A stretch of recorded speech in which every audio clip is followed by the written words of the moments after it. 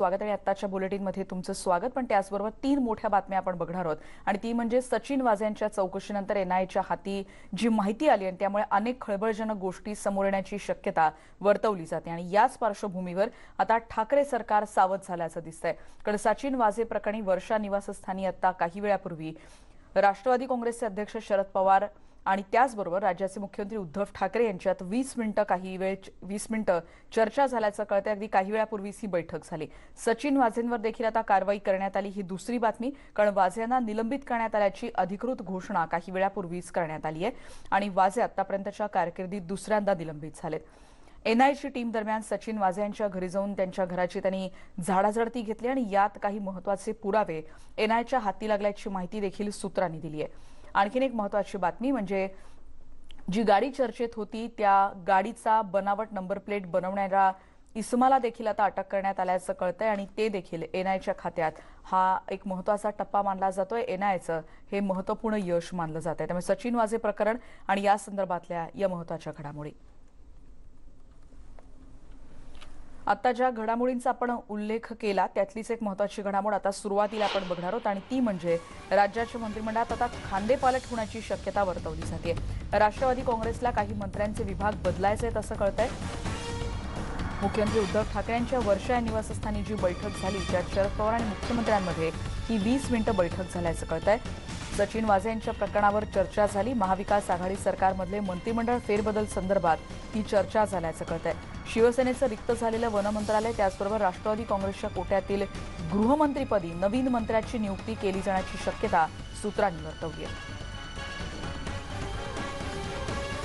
आणि या संदर्भात आपण थेट जातो। आमचे प्रतिनिधी प्रफुल्ल साळुंखे आता आपल्या सोबत आहेत। प्रफुल्ल, काही वेळापूर्वी आपण बैठकीचे तपशील घेतले होते, आता तुमच्यासोबत उदय देखील आहे। सविस्तर आम्हाला सांगाल ही बैठक आणि त्याची पार्श्वभूमी असलेलं सचिन वाझे प्रकरण आणि त्यामुळे घडत असलेल्या या घडामोडींना आलेलं महत्त्व देखील। रेणुका, आपण जर पाहिलं तर गेल्या काही दिवसांपासून राष्ट्रवादी काँग्रेस असेल, शिवसेना असेल आणि काँग्रेसमध्ये अनेक मंत्र्यांच्या संदर्भातली चर्चा जी आहे ती समोर येताना आपल्याला पाहायला मिळाली आणि त्यात आता सचिन वाझेचं प्रकरण देखील खूप मोठ्या प्रमाणावर गाजत आहे। या पार्श्वभूमीवर शरद पवार आणि मुख्यमंत्री उद्धव ठाकरे यांच्यात जवळपास 20 मिनिटं बैठक झाली।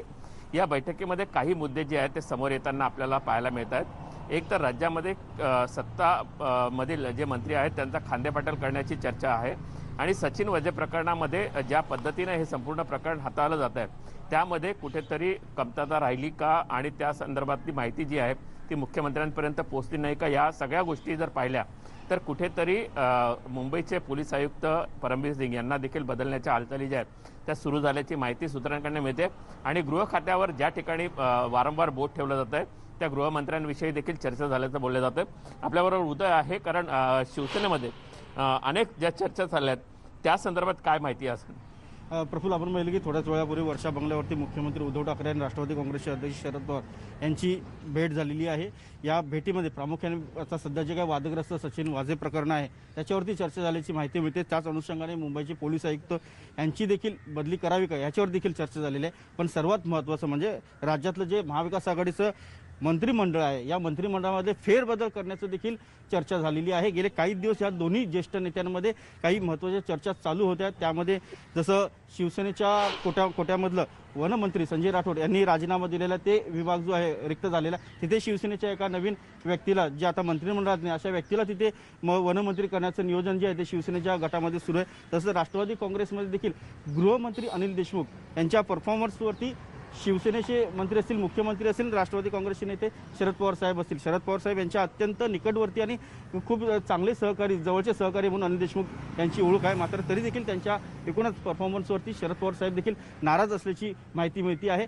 जर का राष्ट्रवादी काँग्रेसमध्ये कुठलं मंत्रालय जर बदललं जाईल तर ते गृह मंत्रालय बदललं जाईल अशी देखील माहिती आपल्याला सूत्रांनी दिलेली आहे। आता ह्याची अंमलबजावणी कधी होते हे पाहावं लागणार आहे, कारण एकूणच शिवसेनेच्या कोट्यातील मंत्रिपद रिकामा झालेलं आहे। राष्ट्रवादीला त्यांचे जर मंत्री जर बदलायचे असेल तर काँग्रेसचं काय, तर काँग्रेसमध्ये देखील काही 2 किंवा 3 मंत्री जे आहेत ते बदलले जाण्याची शक्यता देखील सूत्रांनी व्यक्त केली। मात्र याचा निर्णय जो आहे तो सर्वस्वी दिल्लीहून घेतला जाणार आहे। काँग्रेसचे ज्येष्ठ नेते दिल्लीमध्ये ते हा निर्णय कळवणार आहेत। एकूणच महाविकास आघाडीतल्या ज्येष्ठ नेत्यांमध्ये आपल्याच मंत्र्यांबद्दल नाराजी आहे ती नाराजी आता ते प्रत्यक्षात अंमलबजावणीमध्ये उतरते का हे आता पाहावं लागेल. प्रफुल्ल. नक्कीच रेणुका, आपण जर पाहिलं तर ही बैठक जी आहे ते दोन पक्षांच्या प्रमुखांची बैठक होती आणि सर्वात महत्त्वाचं म्हणजे राष्ट्रवादी काँग्रेसच्या अंतर्गत जे मंत्र्यांमध्ये बैठक होणार आहे ती साधारणतः 4 वाजता होईल आणि 4 वाजता शरद पवार या मंत्र्यांना काय सल्ला देतात आणि कोणाच्या संदर्भात काय निर्णय घेतात हे लवकरच समजणार आहे. निश्चितच, आणि म्हणूनच या सगळ्याचे अपडेट्स आम्ही तुमच्या दोघांकडून सातत्यानं घेत राहणार आहोत. धन्यवाद प्रफुल्ल आणि उदय देखील आता त्यांच्या सोबत